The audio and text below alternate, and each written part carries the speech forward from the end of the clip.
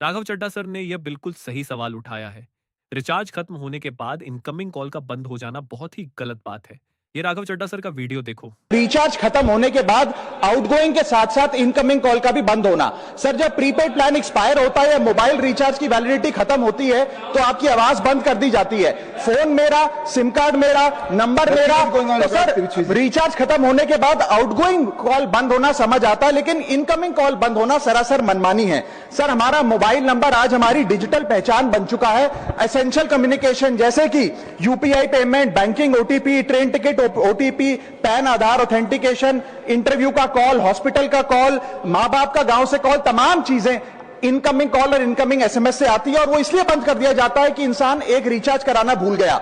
Sir, incoming call बंद करना is not stopping of a service, ये हमारे राइट टू कम्युनिकेशन को स्टॉप करने जैसा है। सर, जैसे आपका आधार कार्ड इसलिए एक्सपायर नहीं हो जाता कि आपने डिटेल अपडेट नहीं करी, या आपका बैंक का खाता इसलिए बंद नहीं हो जाता कि आपने मंथली डिपॉजिट जमा नहीं किया, या आपका वोटर आईडी इसलिए सस्पेंड नहीं हो जाता कि आप एक चुनाव में वोट डालना भूल गए। ठीक उसी तरह आपका मोबाइल नंबर इसलिए सस्पेंड और डीएक्टिवेट नहीं होना चाहिए कि आप एक रिचार्ज भूल गए। सर, मैं सदन में फ्री आउटगोइंग की मांग नहीं कर रहा, फ्री डेटा की मांग नहीं कर रहा, लेकिन इनकमिंग कॉल फैसिलिटी की गारंटी होनी चाहिए। मेरी 3 स्पेसिफिक मांग है। पहली, प्रीपेड मोबाइल कनेक्शन में इनकमिंग कॉल और इनकमिंग एसएमएस कम से कम 1 साल तक कंटिन्यू रहे, चलता रहे from the date of the last recharge, ताकि एसेंशियल कम्युनिकेशन चलती रहे। दूसरी, deactivation of the mobile number after 3 years. ऐसा ना हो कि आपका मोबाइल नंबर किसी को आपका मोबाइल नंबर बंद करके किसी और को अलॉट कर दिया जाए। कम से कम 3 साल का ग्रेस पीरियड देना चाहिए from the date of the last recharge. And third demand, mobile operator should introduce a low cost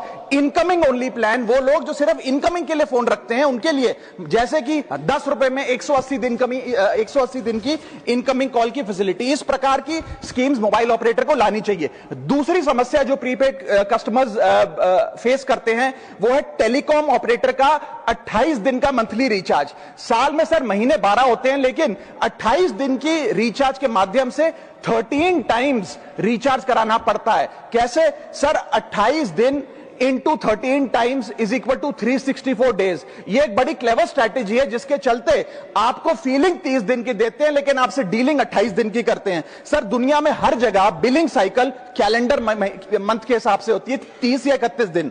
आपको मंथली सैलरी, लैंडलॉर्ड का रेंट, बैंक की ईएमआई, बिजली पानी गैस का बिल, तमाम चीजें 30 या 31 दिन के महीने के हिसाब से होती हैं। लेकिन ये मोबाइल ऑपरेटर, टेलीकॉम ऑपरेटर 28 दिन के महीने के हिसाब से आपको रिचार्ज प्लान बेचते हैं, ताकि साल में एक अतिरिक्त रिचार्ज आपको मिल जाए।